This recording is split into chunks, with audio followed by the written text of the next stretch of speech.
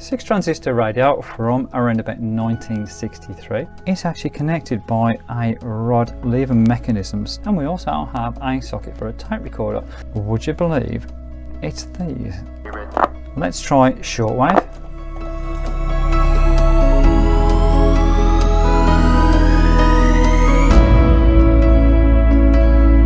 Hello and welcome to another Wobbly Camera Guy video. Today we have to review this McMichael M114 6 transistor radio from around about 1963. I've had this a long time. I've dug it out from this bottomless pit of a garage of mine. It's rather battered, but it has survived, and it's actually, for a 57-year-old radio, it is still working, so top marks for that. I've chosen to make a video of this for 2 reasons. One is it's quite rare, not sure if you guys have ever seen one, and it's also got a couple of quirky features as well. This is branded McMichael, but I believe it was also marketed under both Master Radio and Sobel brands as well. Rough idea of dimensions, it's 205mm wide by around about 110 high and 45mm deep. Just keep the old mugshot test there, so just an idea of size. It's a 3 waveband radio, so it covers medium wave, long wave and short wave, as you can see on the top there. And interestingly, it's also marked on the right hand side OC, PO and GO, which is the pseudonyms, I think, for continental sort of use. So maybe this was aimed at the continental market as well as the UK market. On the front we have a couple of sockets. We have an earphone socket, and we also have a socket for a tape recorder. So another version encouraging recording music off the radio. I guess this was the early days of the music performance rights stroke royalty sort of issue, so the actual manufacturer is encouraging you to record it, but I'm not sure how long that was going to last until they sort of frowned upon that and they removed that feature. But nevertheless, on the transistor radio, that's quite unusual. Looking on the side, we have a socket for the aerial there. We've got little lugs there, so obviously it had originally a strap, but that's long gone. On the back, we've just simply got the single screw opening there with a wide slot, so I guess you can open that with a penny. And interestingly, it says made in England. How often do you see that on equipment now these days? On the other side, there's nothing there. On the top, we've got our aerial, the waveband selector, which looks suspiciously, if I can say that word today, I like the aerial there, and there's a good reason for that. 3 wavebands, and then we've got the on, off and volume control. Colour is unusual, rather fetching pink on the left hand side. We're complemented by, I guess you'd call it sort of a violety sort of purple colour, both metallic, and both got like an actual sort of coating on them. So again, an unusual feature for that sort of time this radio come out. You can't see, but on the front it's actually got, in very faded words, it says 3 waveband transistor portable. So it's quite proud of what it was, and I guess this was quite an expensive radio for the time, because it has actually got quite a sort of few features. What I'm going to do now, I'm going to take it apart, as in like take the back off, so we can have a closer look. I'm just going to use a tuppence. Simple reason is they originally would have used a penny, I guess, an old-fashioned penny, so why not emulate what they did in the day? So let's undo it.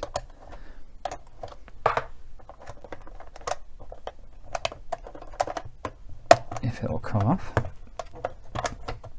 A bit more turns on the screw. There we go. So what we've got is a 6-volt battery holder there. It's actually one I've put in substitute for the original one, which was falling apart, so it takes 4 1.5 batteries, so 6 volts operation. A couple of unusual things to kick off with, really. First of all, as you can see, the tuning capacitor is enclosed, but it's not the original size of the ones they used to in the valve radios, but neither is the small micro ones that they use in later sort of transistor radios. It's a kind of a midway sort of point.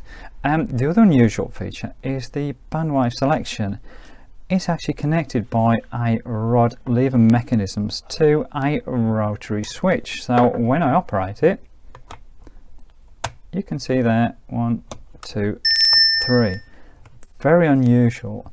Not sure if they did it for the simple reason is because of the narrowness of the radio on the front, they couldn't get a selector switch, or maybe the case they just couldn't get enough poles on that. But either way, it's very unusual. It's almost reminiscent of valve radio sort of days, so don't see that very often. I thought that was an interesting sort of feature.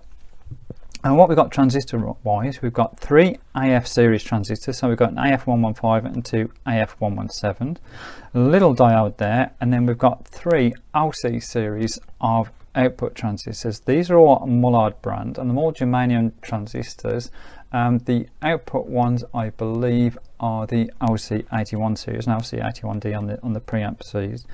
And also we've got a 25 ohm speaker, so if that sort of goes belly up, I'm not going to find a replacement for it at all.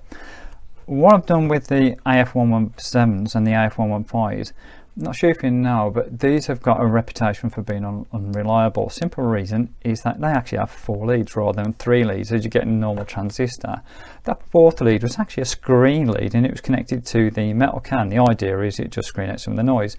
But because the germanium, what happens is the little crystals inside, they start to sort of grow, and they actually cause short between sort of the collector or the emitter and the actual can of the radio, actually shorting them out. So what I've done, and I'm not sure if you can see that, I've actually just simply unsoldered those screened legs. And I've done this in the past because I haven't looked at this radio for a very long time, but obviously I was getting some noise issues there. So those are the transistors. We've also got a couple of trimmer capacitors, and they're very unusual. Would you believe it's these? This is a simple nut that's got a screw going through it that's soldered to the board. There's one there and there's one there. These are very, very low value. They're 0.5 to 5 picofarad trimmer capacitors. You can see that it's got TC1. And that was used just to sort of fine tune the radio itself. I've never seen a trimmer capacitor. It's actually a nut and screw. There might be just enough gap between the screw threads and the nut itself just to give you that little bit of capacitance. Very, very unusual.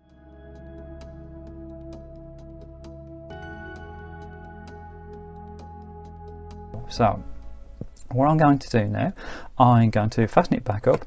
I'm going to shut some of the lights off because they're LED ones and generate a lot of noise, and we're going to see how it performs. So let's put the back on and see how she goes.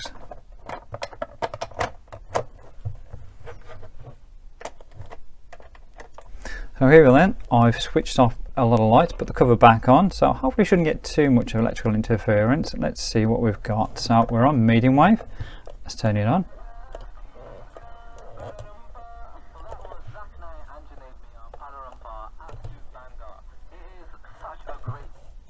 There's one. As big as it comes, and he was clearly delighted speaking to 5 Live afterwards. I nearly cried. Quite directional, as you can see there. Give it a twist and it reduces right down. Before we've had winners, but that was just, yeah, something different really. Nothing more. Not an awful lot. Oh, there you go, another one. Let's try long wave.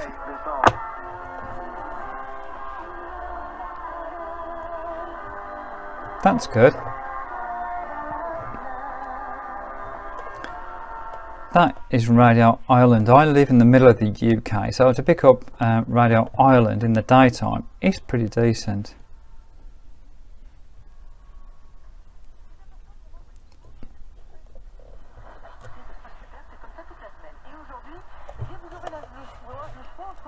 And we also have a French station on long wave.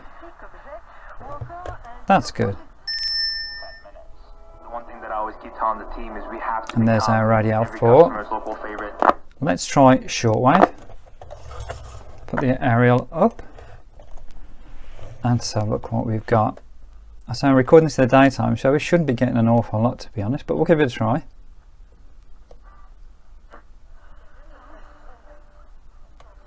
Something there.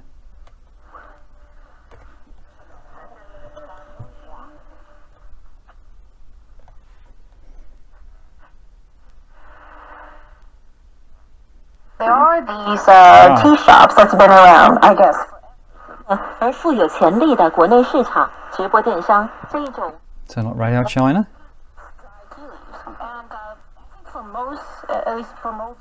Another station.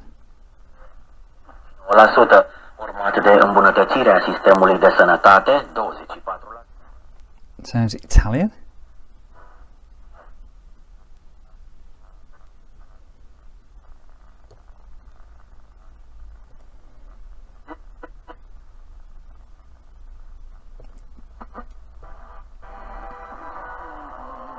Another one, a bit faint.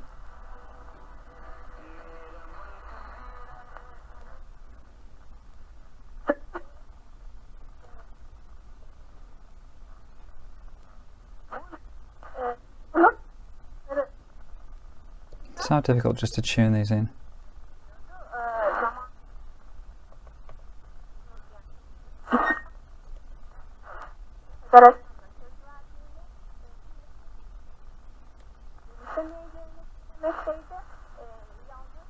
Just the presence of my thumb is actually making a difference there.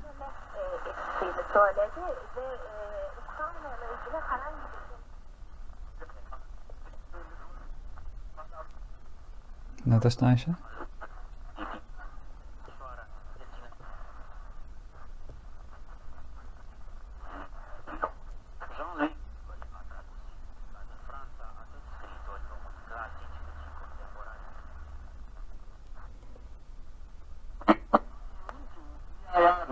Service 1 on